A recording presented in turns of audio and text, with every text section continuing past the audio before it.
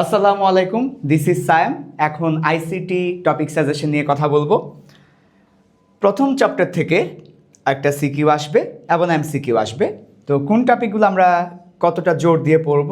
Virtual reality, এটা 1 star. কৃত্রিম বুদ্ধিমত্তা অর্থাৎ আর্টিফিশিয়াল ইন্টেলিজেন্স, এটা 5 star. Robotics 1 star. Biometrics 3 star. Bio informatics 2 star. Genetic engineering 3 star এবং ন্যানো টেকনোলজি 3 স্টার। তার মানে আমরা যেহেতু বর্তমানে আর্টিফিশিয়াল ইন্টেলিজেন্সের ব্যাপক চাহিদা, সেই জন্য কৃত্রিম বুদ্ধিমত্তা বা আর্টিফিশিয়াল ইন্টেলিজেন্স থেকে প্রশ্ন আসার সম্ভাবনা সবচেয়ে বেশি। এবং biometrics, bio informatics, genetic engineering, nano technology, নিচের যে 4টা টপিক আছে, নিচের 4টা টপিক সৃজনশীলের জন্য অনেক বেশি ইম্পর্ট্যান্ট। কাজেই আমরা এগুলোতে একটু বেশি করে জোর দিব। Second chapter bandwidth. ব্যান্ডউইথ থেকে একটা এমসিকিউ আসতে পারে, ন্যারো ব্যান্ড, ভয়েস ব্যান্ড। ওকে, তাহলে ব্যান্ডউইথ আমরা 1 স্টার দিলাম। অ্যাসিনক্রোনাস, সিনক্রোনাস এবং আইসোক্রোনাস ডাটা ট্রান্সমিশন মেথড, এটা 5 স্টার দিলাম। এখানে এই 3টা থেকে তোমরা সিকিউ কিংবা এমসিকিউ পাবে। খুব ভালো ভাবে দেখবে এই টপিকটা।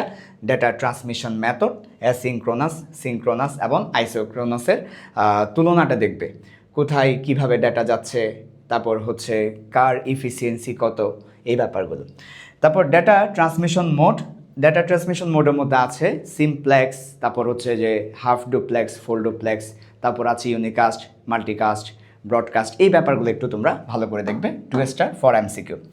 টেলিফোন ক্যাবলে কো এক্সিয়াল ক্যাবল এবং অপটিক্যাল ফাইবার, বিশেষ করে অপটিক্যাল ফাইবারটা 3 স্টার, কো এক্সিয়াল ক্যাবল হচ্ছে 1 স্টার। তোমরা অপটিক্যাল ফাইবারটা একটু ভালো করে দেখবে। ওয়াইফাই, ওয়াইম্যাক্স, ব্লুটুথ, তারপর হচ্ছে তোমার ল্যান, প্যান, ওয়ান, এই যে নেটওয়ার্ক সিস্টেমটা আছে, ওয়্যারলেস নেটওয়ার্ক সিস্টেম, এটা 3 স্টার, এটা ভালো করে দেখবে। তারপর network device is very important. যেমন নেটওয়ার্ক ডিভাইসের মধ্যে আছে hub, switch, bridge, router, repeater, এরপর এনআইসি, এই ব্যাপারগুলো 3 স্টার, ভালো করে দেখবে। Network topology 5 star. Network topology অনেক বেশি ইম্পর্ট্যান্ট, পরীক্ষায় অবশ্যই প্রশ্ন হবে নেটওয়ার্ক টপোলজি থেকে। বাস, রিন, স্টার, ম্যাশ, হাইব্রিড, এই টপোলজিগুলো তোমরা একটু ভালো করে দেখবে।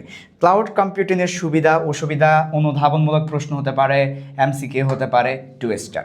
তাহলে সেকেন্ড চ্যাপ্টার থেকে আমরা যা দিয়েছি সেগুলো ইম্পর্ট্যান্ট। এর মধ্যে বেশি ইম্পর্ট্যান্ট ডেটা ট্রান্সমিশন মেথড অর্থাৎ অ্যাসিনক্রোনাস, সিনক্রোনাস, আইসোক্রোনাস মেথড। তারপর বেশি ইম্পর্ট্যান্ট অপটিক্যাল ফাইবার, তারপর ওয়াইফাই, ওয়াইম্যাক্স, ব্লুটুথ, এসবের তুলনা, এরপর নেটওয়ার্ক ডিভাইস এবং সবচেয়ে বেশি ইম্পর্ট্যান্ট নেটওয়ার্ক টপোলজি। তোমরা টপোলজিতে বেশি করে জোর দিবে। ক্লাউড কম্পিউটিং কি, ক্লাউড কম্পিউটিং ব্যাখ্যা করা, এটার সুবিধা কি, এটার অসুবিধা কি, পরীক্ষা অবশ্যই প্রশ্ন হবে। ক্লাউড কম্পিউটিং ভালো করে দেখবে।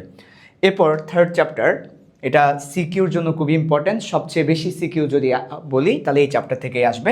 সংখ্যা পদ্ধতির রূপান্তর থেকে একটা সিকিউ আসবে, 5 স্টার। 2-এর পরিপূরক পদ্ধতিতে যোগ বিয়োগ, 5 স্টার। তোমাদেরকে অবশ্যই একটা যোগ বিয়োগ আসবে, যেটা টুস কমপ্লিমেন্ট ইউজ করে করতে হবে। সত্যক সারণী পরীক্ষা আসতে পারে, দেখে নিব। লজিক গেট থেকে প্রশ্ন হবে, তবে লজিক গেট থেকে ফাংশন বাস্তবায়ন করতে দিবে, 3 স্টার।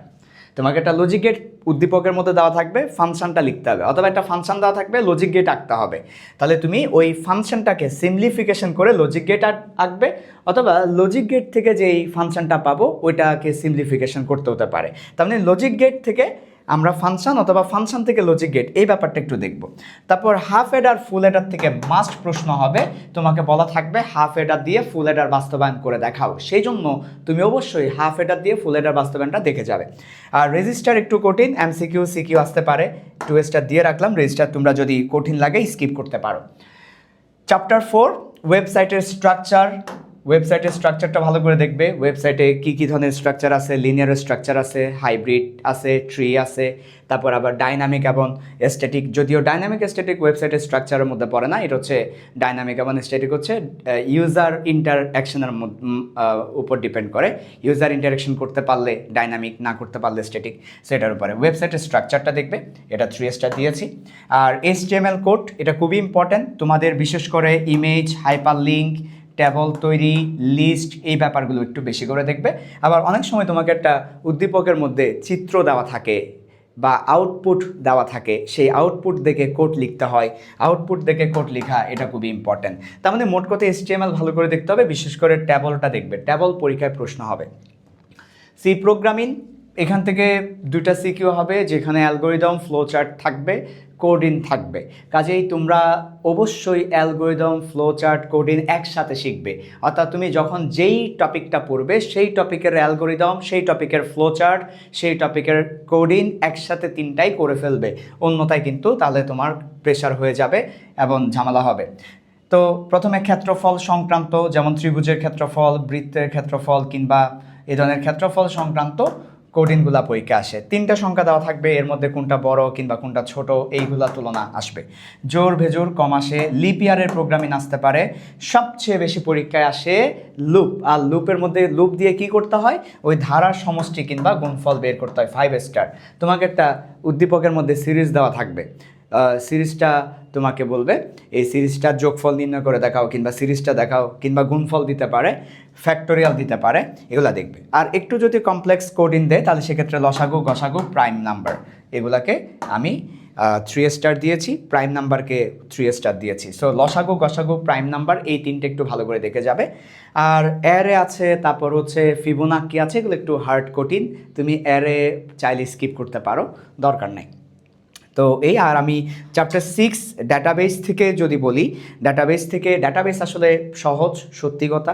তোমরা ডাটাবেসের উপর কোনো একটা ওয়ান শর্ট ক্লাস দেখে নিতে পারো, আর ডাটাবেস থেকে প্রিভিয়াস ইয়ারের কোয়েশনগুলো দেখো।